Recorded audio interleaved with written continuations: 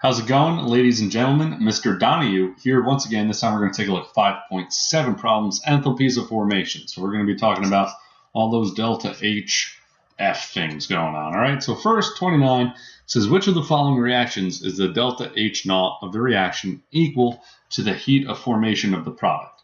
So there may be multiple in this one. So again, it's saying when is this delta H actually the same thing as the delta H of formation?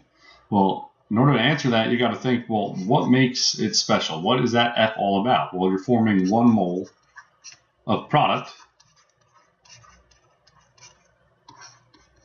from its elements, and that naught right there is telling you at standard conditions. So let's take a look. It should be, if it's under standard conditions, everything should be in the phase that it's supposed to be in. So let's take a look. All right, I have CH4 as a gas, so that's good, and I got 1 mole of it, and it's being made from carbon as a solid, which is what it is at standard conditions, and 4 hydrogens. There's a problem right there. Hydrogen gas is really H2. It's a diatomic molecule, so it's definitely not going to be 1 because the hydrogen is not in its standard state, so it's not 1. All right, so let's take a look. I got NO2 gas. I got 1 mole of it. So far, so good. And then I'm making that from 1/2 of N2 gas.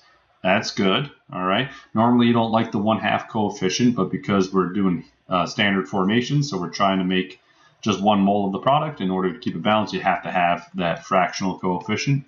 So that's okay that that's there. And then 1 O2. So cool. That looks good. So 2 could be it. 3. Let's see, we're making CO2 gas, so I know carbon dioxide is a gas under standard conditions, so that's good. I'm making 1 mole of it, so that's good. It's made from carbon solid, which is the carbon's a solid under standard conditions, and oxygen gas, O2 gas. Perfect. So 3 looks good too. Let's take a look at 4.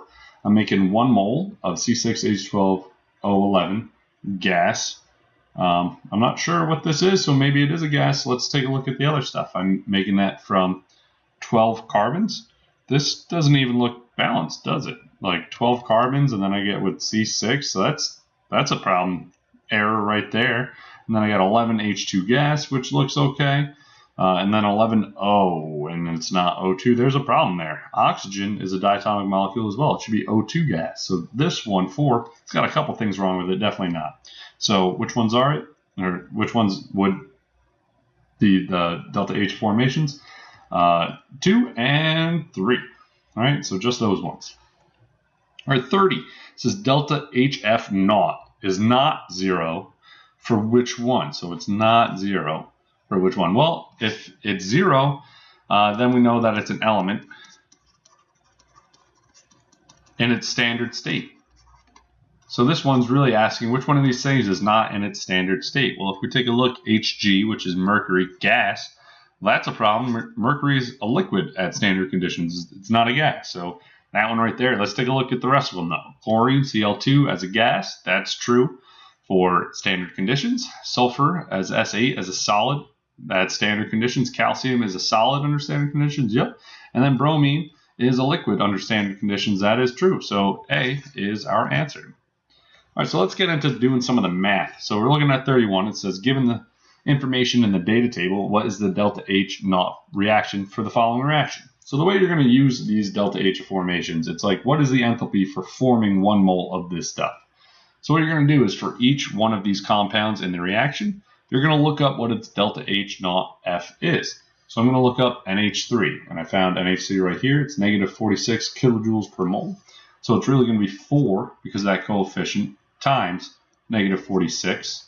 Oxygen, you're not going to find oxygen on this chart because it is in its standard state, so its enthalpy of formation is 0. And now I'm going to look at NO. I find NO on this chart as a gas, and it's right here. And its delta H formation is 90, so I'm going to do 4 because of that coefficient times 90. And then plus, well, there's 6 oxygens, so 6 times whatever H2O liquid is. So I find H2O liquid is negative 286.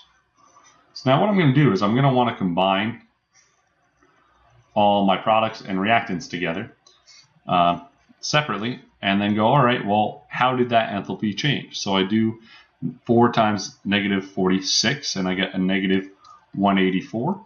And then it goes to, well, 4 times 90 is 360, plus 6 times negative 286, which is like negative 1716. And then we combine them and we get negative 1356. So now the question is, all right, well, what's my change? I was at negative 184, and I went down further to negative 1356. So I'm just going to do the products minus reactants. So I do negative 1356 minus a negative 184, and I'm going to get negative 1172. And the units for all this was kilojoules per mole. So kilojoules per mole. So sometimes you're like, all right, well, I know I want to take the difference between the before and the after, and I'm not sure what the sign is. And to check myself, I always go back and go, is it actually a negative or should it be a positive? Well, look, I go from negative 184 to more negative 1356. So I know that I'm decreasing further. So I know it's a negative change in enthalpy. And that's how I check it logically before moving on. So that's our final answer for 31. 32, given the information in the data table, what is the delta H naught reaction for this reaction? So you're going to do the same process. You're going to look up C2H5OH as a liquid. And you're going to find it in this chart, found it right there. And it's negative 277.7. Oxygen in its standard state is going to be 0. And then we look at our product, CH3CO2H, which is right here. And that's going to be negative 484.5. And then H2O, which is negative 285.8. So, and a negative 285.8. So again, I'm going to combine my products together, and I'm going to combine my reactants together, and then look at the math. So when I combine my reactants, it's pretty straightforward. It's just that negative 277.7. And then I combine my products, and I get negative 770.3. So now I do my math. I, ended up at negative 770.3 minus where I started, negative 277.7, and I end up with negative 492.6. So again, I take the difference between these two numbers, and then let me check it logically with some thinking. I have negative 277.7 as where I started, and I became more negative, so I know that overall I have this negative change. So that negative sign should be there. So my delta H is negative 492.6 kilojoules per mole for this reaction, and that is my final answer. All right, 33. Given the information in the data table, what is the delta H naught for the reaction for the following reaction? So again, I'm going to do the same process. Look up NO2 gas. I find NO2 gas on my chart. It's 34. I'm going to have to do 3 times that because of this coefficient. Because if I'm making one NO2 and it's absorbing 34 kilojoules per mole, well, times that by 3 if I'm doing that 3 times, right? So now I do the same thing for H2O liquid, and I'm going to find H2O liquid right there, and it's negative 286. And then I look at my products. I have 2 HNO3, so it's going to be 2 times whatever HNO3 was, which is negative 207, plus whatever NO gas was, 90.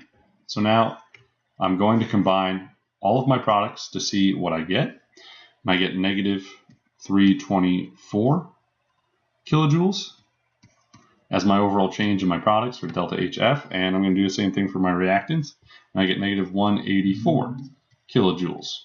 So now, again, how did this change? Well, I started at negative 184, ended up at negative 324, so I know that overall my change is going to be negative. How negative? Well, it's negative 324, my products, minus my reactants, which is a negative 184, and I end up with a negative 140 kilojoules per mole. Boom. All right, last one. 34. Given the information in the data table, what is the delta H naught reaction for the following reaction? So same process. Find that IF5 gas. I found it right here, and it's negative 840. Find the fluorine gas. Oh, hey, wait a minute. Fluorine is an element, and it's in its standard state, so I know that its delta HF is 0. And then IF7 is right here, negative 941.